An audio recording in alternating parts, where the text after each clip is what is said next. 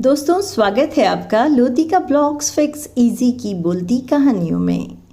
मैं लोतिका आज आपको सुनाती हूँ अली बाबा और 40 चोर की कहानी। दोस्तों, एक कहानी तो पुरानी है लेकिन इतनी इंटरेस्टिंग है कि इसे जितनी बार सुना जाए उतनी ही बार अच्छी लगती है। तो चलिए कहानी सुनना शुरू करते हैं। अली बाबा और 40 चोर। सालों पहले फारस देश में अली बाबा और कासिम नाम के दो भाई रहते थे। पिता की मृत्यु के बाद से दोनों भाई मिलकर अपने पिता का व्यापार संभालते थे।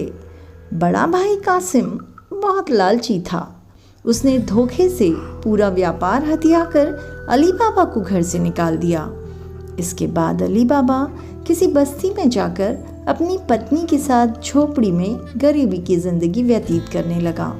वह रोजाना जंगल जाकर लकड़ियां काट कर लाता और बाजार में उन्हें बेचकर जैसे तैसे घर का गुजारा करता। एक दिन अली बाबा ने जंगल में लकड़ी काटते समय 40 घुड़सवारों को वहां आते हुए देखा। सभी घुड़सवार के पास धन की पोटली और खंजर थे। ये देखकर वह समझ गया कि ये सभी चोर हैं। अली बाबा एक पेड़ के पीछे छिपकर उन्हें देखने लगा। तभी सभी घुड़सवार एक पहाड़ के पास जाकर खड़े हो गए। तभी चोरों के सरदार ने पहाड़ी के सामने खड़े होकर बोला, खुल जा सिम सिम। इसके बाद पहाड़ में से एक गुफा का दरवाजा खुला। सारे घुड़सवार उस गुफा के अंदर चले गए। अंदर जाकर उन्होंने बोला, बंद हो जा सिम सिम, और गुफा का द्वार बंद हो गया। ये देख अली बाबा दंग रह गया। कुछ देर बाद वो दरवाजा फिर से खुला और उसमें से वो सभी घुड़सवार निकले और वहां से रवाना हो गए। अली बाबा ये जानने को बेताब हो गया कि आखिर इस गुफा में क्या है और वो सब यहाँ क्या कर रहे थे। इसके बाद उसने गुफा में जाने का फैसला किया। वह उस पहाड़ के सामने गया और बार बार चोरों के सरदार के शब्द को बोलने लगा, खुल जा सिम सिम, खुल जा सिम सिम। गुफा का दरवाजा खुल गया। अली बाबा गुफा के अंदर गया और उसने देखा कि वहाँ सोने की गिन्नियाँ, अशरफियाँ, गहने आदि रखे हैं। चारों तरफ खजाना ही खजाना है। ये सब देखकर उसकी खुशी का ठिकाना नहीं था। उसे मालूम हो गया था कि वो चोर सारा चोरी का सामान यहाँ आकर छुपाते हैं। अली बाबा ने वहाँ से एक पोटली में सोने की अशरफियाँ भरी और घर चला आया। घर आकर अली बाबा ने इस पूरे किस्से के बारे में अपनी पत्नी को बताया। एक साथ इतनी सारी अशरफियाँ देखकर उसकी पत्नी हैरान रह गई और अशरफियों को गिनने बैठ गई।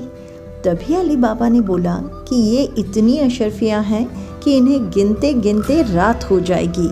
मैं गड्ढा खोदकर इन्हें छुपा देता हूँ जिससे किसी को भी हम पर शक ना हो। अली बाबा की पत्नी बोली, मैं इनकी गिनती नहीं कर सकती हूँ लेकिन अंदाजे के लिए इन्हें तोल तो सकती हूँ। अली बाबा की पत्नी भागती हुई कासिम के घर गई और उसकी पत्नी से गेहूं को तोलने के लिए तराजू मांगने लगी।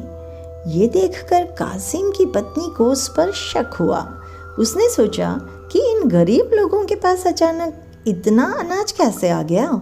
वो अंदर गई और तराजू के नीचे गोंद लगा कर ले आई और उसे दे दिया।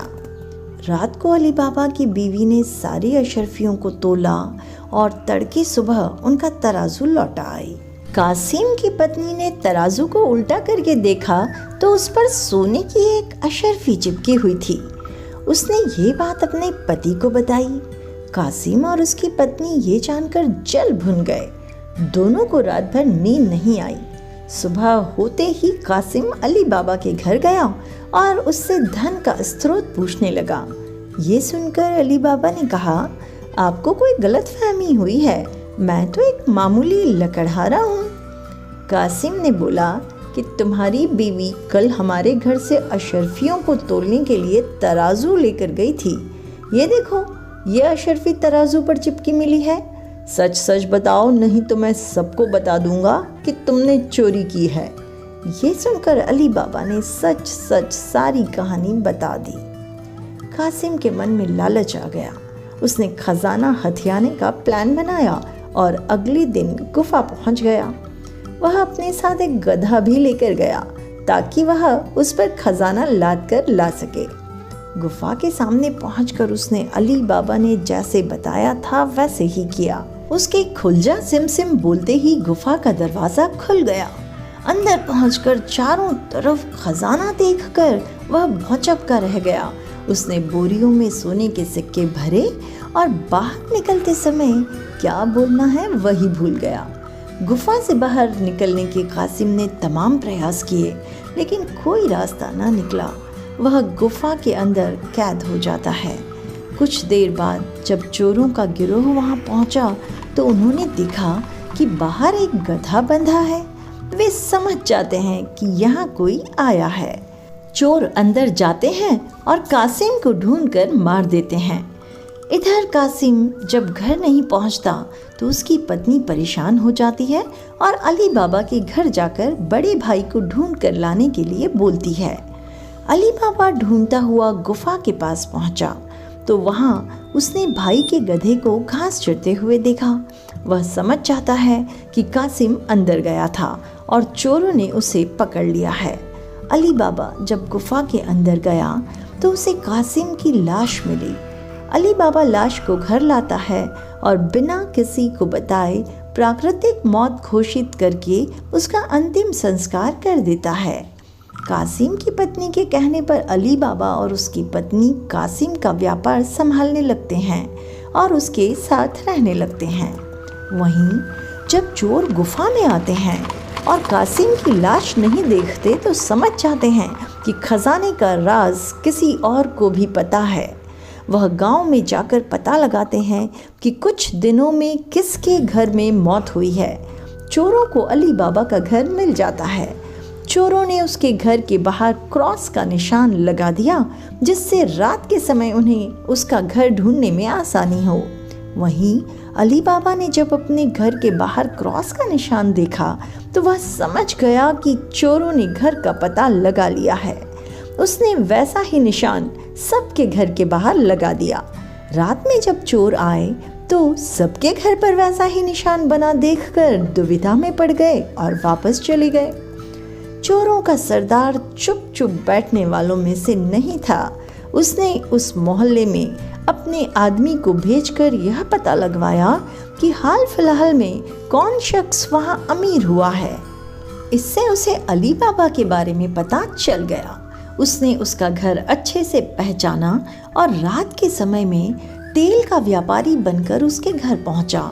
वह अपने साथ तेल के 40 पीपों को लेकर गया जिनमें 39 में चोर और एक पीपे में तेल था। उसने सोचा कि रात में जब सब सो जाएंगे तो वो सब मिलकर अली बाबा को मार देंगे। उसने अली बाबा से दोस्ती की और रात को उसके घर पर ठहरने की इजाज़त मांगी। अली बाबा ने उसको खाना खिलाया और रात को रुकने की इजाज़त दे दी। अली बाबा की पत्नी को तेल के व्यापारी पर कुछ शक हुआ। उसने सारे पीपों को खटखटा कर देखा और वह समझ गई कि एक पीपे में तेल है और बाकी में आदमी है। उसने तभी एक तरकीब निकाली।